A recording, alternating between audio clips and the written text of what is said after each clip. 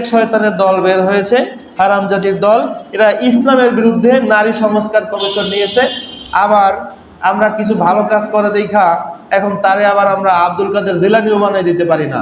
সে যদি কিছু ভালো কাজের নাম দিয়া, দোহাই দিয়া, ডক্টর ইউনূস সরকার যদি আবার ওই ইসলাম শিকড় গাইটা দেয়, এটা আবার কোনোদিনও কোশ্চিন কালো ইসলাম প্রিয় জনতা মাইনে নেবে না। ইসলাম প্রিয় জনতা ওই কোথায় ডক্টর ইউনূস তো দূরের কথা, কওমি অঙ্গনের আলেমদেরকেই তারা লাথি মেরে তাড়িয়ে দেয়, মানে না।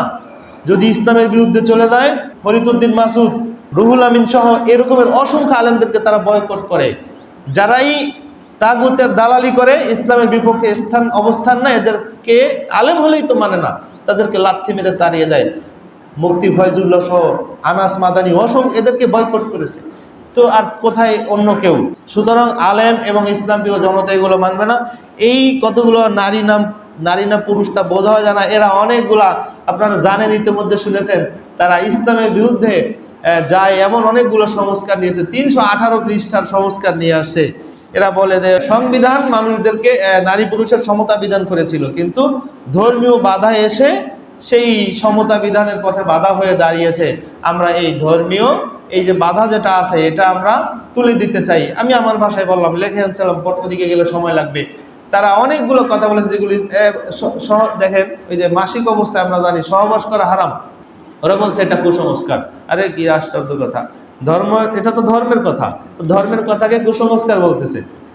অনেকগুলো ইসলাম বিরোধী কথা বলছে। নারী পুরুষের মানে পুরুষ যতটুকু পায় নারীকে অতটুকু দিতে হবে। পুরুষের তো খরচ আছে লাখ লাখ জায়গায়, তোদের কোনো খরচ আছে?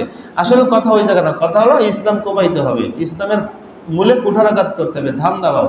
এগুলো ভারতীয় আগ্রাসন, এগুলো আমেরিকান আগ্রাসন। আমরা কই যাব? সমস্যা হলে এই দেশের সব যদি নাস্তিক হইতো তাহলে ছিল, আর সব যদি আব্দুল কাদের জিলানী মার্কা হতো তাহলেও ঠিক ছিল। সমস্যা হলো এই দুই ভালো আর শয়তান, এই একটা দ্বন্দ্ব, এখন এটা থাকবে।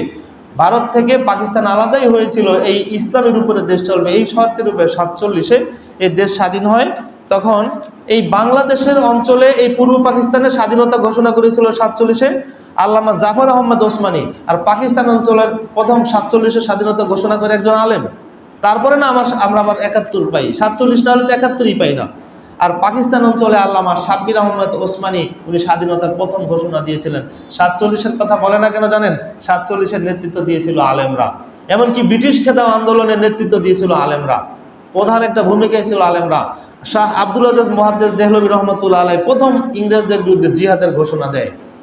ওদেরই লেখক বলে, রাইটার বলে যে দিল্লির চাঁদনি চক থেকে খায়বার পর্যন্ত এমন কোনো গাছ ছিল না যেখানে প্রত্যেকটা গাছে অন্তত পক্ষে একটা করে আলেমের লাশ ঝোলানো হয়নি ফাঁসিতে। তাহলে এই আলেমদের কেন ফাঁসিতে ঝোলার দরকার ছিল? তারা ইল্লাল্লাহ ইল্লাল্লাহ জিকির করবে না। কোনো যুগে আলেমরা অন্যায়কে মেনে নেয় না। যখন বাদশাহ আকবর দ্বীন ইলাহি শয়তানি ধর্ম কায়েম করলো, তখন মোজাদ্দেদ আল ফেসানি খানকার মধ্যে বসে থাকে নাই। এটা কোনো আলেমের বৈশিষ্ট্য নয় যে রাষ্ট্র এবং দেশের মধ্যে অরাজকতা এবং অন্যায় অনিয়ম চলবে, ইসলাম বিরোধী কার্যকলাপ চলবে, আর হুজুর খানকানেই বসে থাকবে। এগুলো আলেমই নয়। এটা আবার দুই কারণে হয়, হয় তার মাজুরিয়াত মানে দুর্বল, আল্লাহ তাকে মাফ করে দিতে পারে দুর্বলতার কারণে যদি হয়, আর যদি মোনাফিকির কারণে হয় তাহলে আল্লাহ তাকে ধরবে, তাহলে তার ভালো আলেম নয়।